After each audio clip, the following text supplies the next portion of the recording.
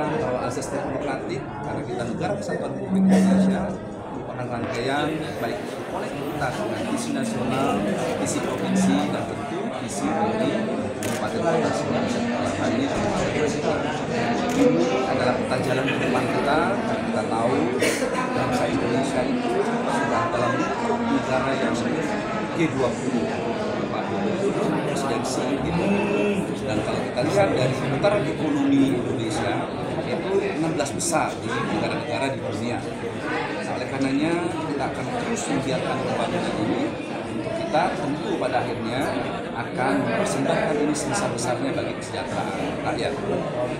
Peran pemerintah provinsi dalam berbagai kesempatan saya sampaikan, kita ke depan akan memberikan skema pendapatan dengan option di mana sedari awal pendapatan itu sudah masuk ke agenda kerjanya kabupaten kota, termasuk Pandeglang.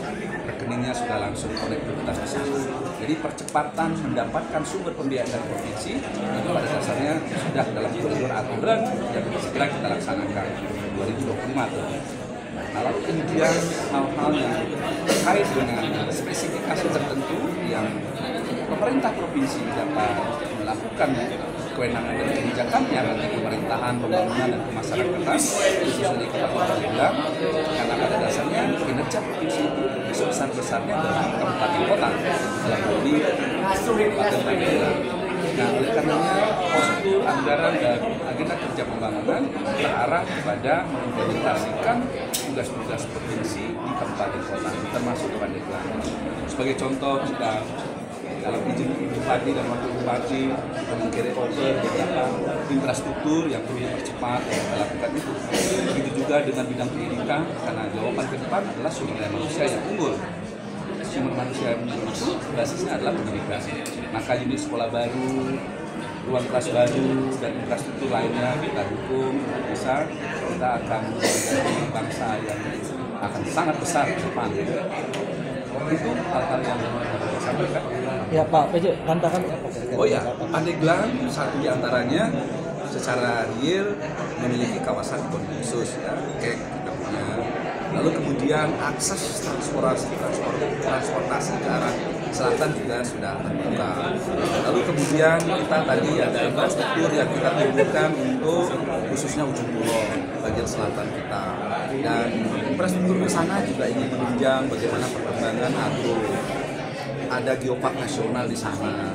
Lalu kemudian agro bidang perikanan, tambak udang sepanjang 14 km kurang lebih itu potensial sekali untuk dikembangkan. Lalu kita juga ada agenda kerja seperti sirkuit internasional.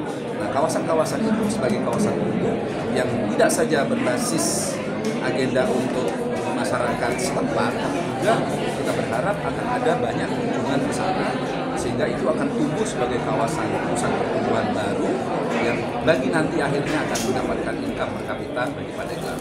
Kemudian hal lain kita juga sedang berhitung tentang bagaimana kita sudah harus menggulirkan sertifikasi bagi kawasan-kawasan hutan, karena kita dalam blueprint itu nanti kita bisa mendapatkan carbon trading, begitu juga dengan bentangan pantai 12 mil laut paling kewenangan provinsi, juga potensi bagi O2 kita untuk carbon trading, dan itu kita sudah mengarah ke sana. Ekonomi hijau yang akan terus kita gulirkan. Jadi ekosisi kita yang natural ini akan kita kuatkan untuk ada potensi di sana, yaitu kita menggunakan carbon trading. Kemudian potensi-potensi lain di Pandeglang luar biasa dengan bentangan wilayah yang besar, dan ini potensi. Jadi kita tidak mendikotomikan antara Banten bagian utara dengan selatan. Kita akan inherensikan itu, saling mengisi. Itu konsepnya. Pak PJ.